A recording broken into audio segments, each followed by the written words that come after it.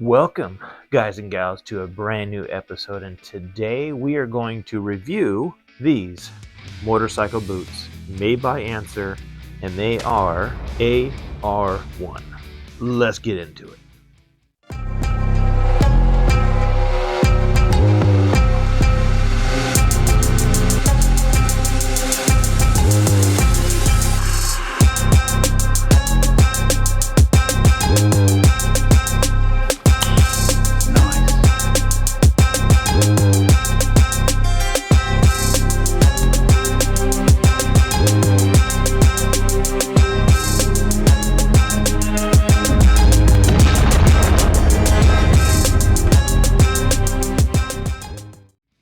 Again, guys, welcome to the channel. I am Clintastic, your host. I'm not scared.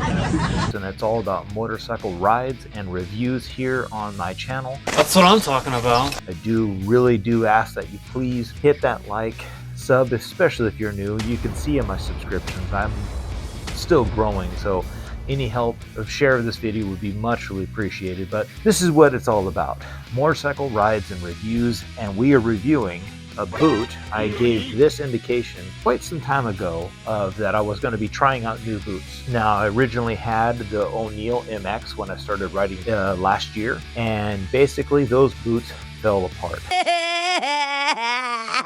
So I needed to get something that was basically cost effective and something that was not going to break the bank and just get me on my bike to have a good time. So these boots.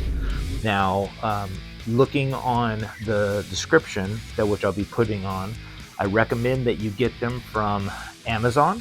If you click in the link below, I'll be putting it basically where you can find it. But let's go ahead, and how I do basic reviews is first the cost, second dive into the material that is made out of, and third the functionality. Is it really worth saving that money, or is it just better to spend the extra money on something like motorcycle boots, helmets, goggles, stuff like that?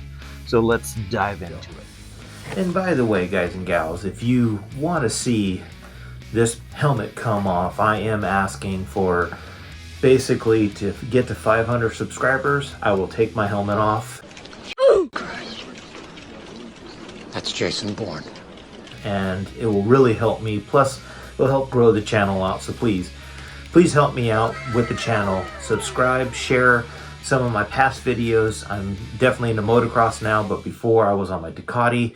I was doing all sorts of rides in California and started here in North Carolina. Really appreciate all the help for doing that. So thank you again. Remember how I said number one is price. Now, you can actually get the Answer boot $119 on Revzilla right now, but that's why I recommended to go to Amazon. Amazon, you can get this dirt bike boot for a whopping $90 to about $100, depending on shipping and so forth. Is it worth it? Let's go ahead and dive into the second part, some of the materials and what it's made out of. Okay, so one thing about this boot, when it comes to my product reviews, when I talk about motorcycle gear or even bikes or so forth, I like to test these things out. That's why I haven't made this videos, because I really wanted to ride these motorcycle boots to kind of really get the gist of actually what the boot can offer. So this is just from my opinion. This is from me riding the bike, riding with them, and seeing on how they work. So again, that's why I wanted to make it. And for anybody else that has products that would like to have reviewed or shown what's what, please, contact information will be in the link below. We're all about support and having a good time, and I'm all right now, especially with the economy. I'm broke! The pricing, the bargains, right now people are wanting a little bit of the cheaper stuff more than the other stuff. $90 compared to other boots, or $100 compared to other boots. Right now, the top of the line motorcycle boots are almost close to $700. So yes, is it worth it? Is it worth going ahead and just spending that amount of money? Well, again, that's why it's going to go into number three, the functionality, and really who's this boot for. That's what's going to be at the very end. But think about the price ranges when it comes to motorcycle boots. $100 to ranging to $230 to $300. to $700. So it's up to you when it comes down to how much you want to spend. But let's go ahead and dive into the other stuff and we'll break it down. So with the boot itself, the product, the materials that it's made out of, well, it's very easy to say that the boot itself, both of them are combined are 7.5 pounds.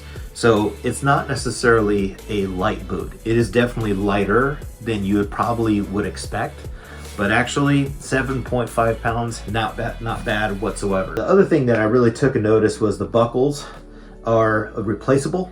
So obviously just like the O'Neill, but this one in particular, you know, Answer made it so if these do break, they're replaceable. That's really good. Injection, molded plastic skin, and guarded plate that basically all of this is made out of. You know, when you really look at the detail of the boot itself, it's really good. I'm going to show some close-ups now with my own filming here later, not just me doing this. But you can see in general, the boot is actually put down pretty good. The stitching, everything is actually done very, very well. I really like the flexibility that it had with some of this backing right here. Definitely some of these thick plastics. I wouldn't have thought it was going to be as thick as it was, but to be honest, this little part right here in the back, that's pretty thick, and it kind of gives that little curve. And I don't know if it's beneficial. I just think it's kind of cool looking, right? But anyways, let's talk about the other stuff. So the steel shank system adds support while riding. Going back to the buckles, so you have 4 adjustable, easily adjustable ones. And one thing that I was kind of testing when it was for myself, and I'll get more into number 3 with that, but these do lock down. When you do get them in, pop them on, they go on and they don't pop off. And I'll go more into number 3 on that one. The only thing that kind of got me right off the bat was this top little ledge.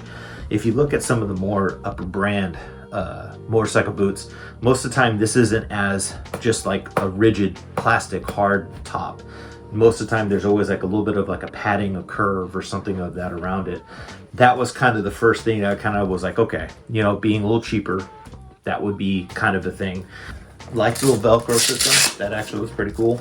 But as you guys can kind of see a little bit in here, there's really no padding right here. There is a little bit on this side and there's a little bit here, but in the back there's really not much padding.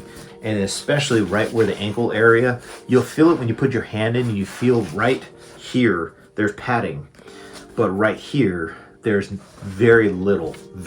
It's like back here barely much. There's a little bit right there, but it's very thin. And then there's a little ridge on the inside that, again, I can't really film it because it's hard to really see it. There's actually a little ridge, a little lip on the inside. That bugs. That was kind of where you could see the cheaper boot would come, that the padding is not necessarily as good as you would think, but it does have like a little lip that just does kind of bug me. But again, we'll go more into that later. But as for thinking about what it's made out of, the sole itself, look at the bottom of the sole. I've used this boot several times. We'll dive more into that later, but it has very well quality rubber. All the screws for the little tips are actually locked in very well. Nothing up here has came loose. Yeah, so overall, not bad. But let's go ahead and dive into number 3, the actual functionality of the boot. Is it worth just spending the 90 bucks?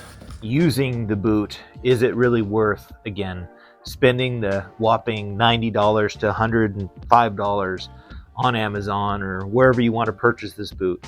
Is it worth it? Is it really going to be that cheap and make it so basically your riding experience is just not worth it? So let's dive into that. Again, I've been riding motorcycles for pretty much since I've been 4 years old. You got like 3 feet of air that time. Being a kid from, again, the 80s, buying this, I kind of was like, well, I kind of knew that I might be getting, could be getting a melon. But yet at the same time, I want to tell you guys and gals, this is actually a very good product to buy if you're looking for a certain type or style. And let me explain on that. One thing that I always look at boots, how heavy can they be? This isn't that bad, okay? The one thing though, when you do get this boot, is you're going to have to definitely break them in.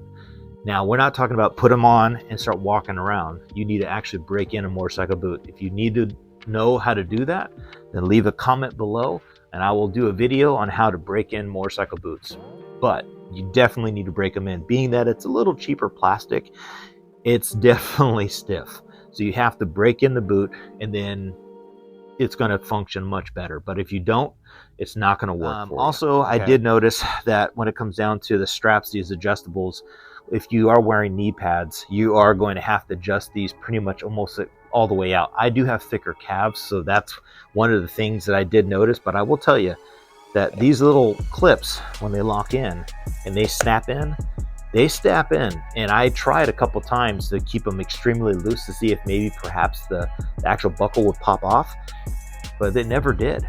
So right off the bat, kudos. I'm very, very impressed with that. The other thing was, again, durability. I was kind of testing a couple times with mud, a couple times with just generality, you know. The boots actually stayed pretty dry. Even on a very hot day, the last motocross day that I did, they held really well. No issues there whatsoever. The other thing I think most motorcycle guys want to always check and make sure is the sole of the boot. I'm not going to say the brand, but there is one particular brand out that, again, is extremely expensive. Personally, I don't like how quick and how fast their soles just deteriorate. They're not that very good whatsoever. But this boot, I've now worn this for about maybe 6-7 rides, and last one I rode very hard on them, jumping and everything. Look at the sole. It's like brand new, you know, and they're really good. And I picked specifically the left side because of the shifting side. So if you look at the toes, very little wear to tear. It did really good. It's not really breaking down like I thought it would for the price.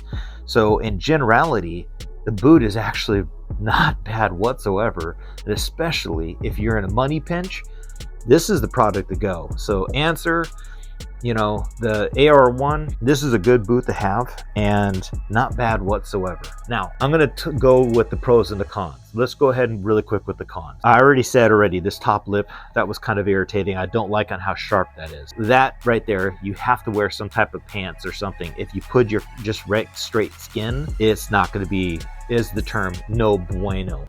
His nucleus. So no, you have to wear some type of pants. I already mentioned already, but the padding on the inside is not as good as you think. Noticed a couple times that when I wore kind of thinner socks, it was not that good. So to fix that, just wear thicker socks. There you go, fixes that issue. The straps, everything kind of went down fairly good, so there's no issues there whatsoever. The toe though, if I'm gonna kind of put it right here, you can kind of see this is not as thin. Some of the upper end boots would be, it's a little bit thinner right here. This is a little bit thicker. This is kind of reminding me more of my age, the 80s, 90s style boot, not being as thin. Normally they're a little bit thinner like that, you know, but this is a little bit more round.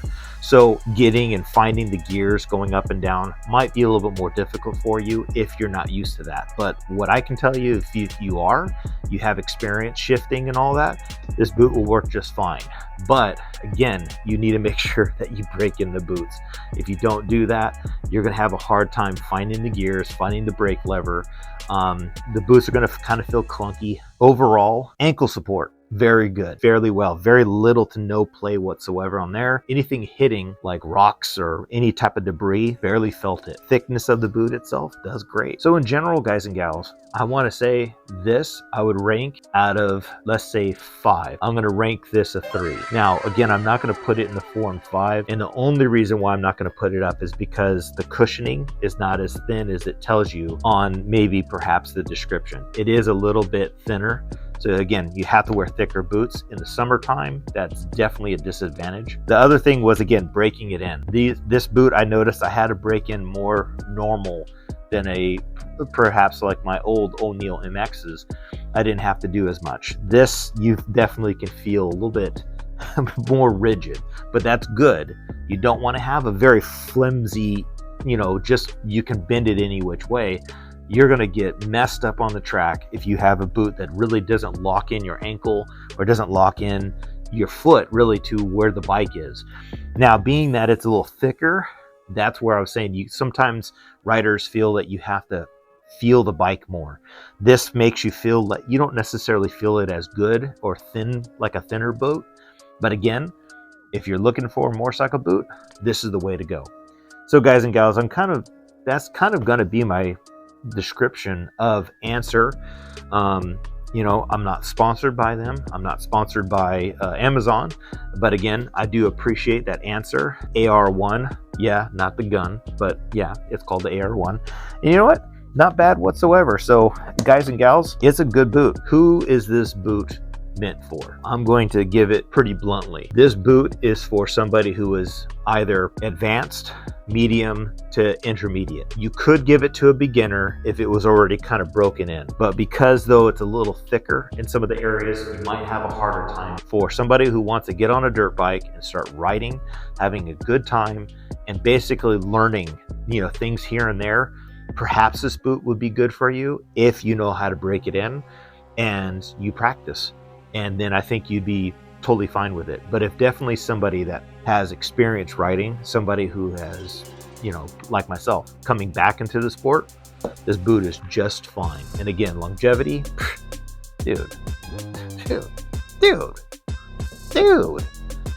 come on, man. I mean, that's 7 rides, and I'm talking jumping hard on brand new pegs. In the zone of winning. It's barely touch it. You can read it. Answer, baby. That's the way to go. Wow, winning. You know, got a little scuffies here and there, but good. You know what that means? It means that you went riding. It means that you went ride. So there you go. So guys and gals, hope you enjoy. If you do like this type of content, please remember, like, sub, share, all those things. You don't want to see the helmet, you want to see what I really look like, there you go. And I also have other videos that I'm going to be putting out, some other fun detailing ones, such as I just got these brand new goggles. I'm going to be trying out to see how the LET goggles are. I've been wearing 1% per second. Also this helmet. I even have right here a little hint. Let's go like that. Let's go like that. Here we go. The price tag is right there. I've been trying to see how the helmet is. My other helmet's right above me, but you know, that's basically what I want to do. Show you what I think of this Troy Lee helmet. Stuff like that. So guys and gals, I have a lot more videos coming up, and do the smartest thing you can do. Go ride. Get that stress out, right? That's why we ride. So all right, guys and gals, have a good day. Take care.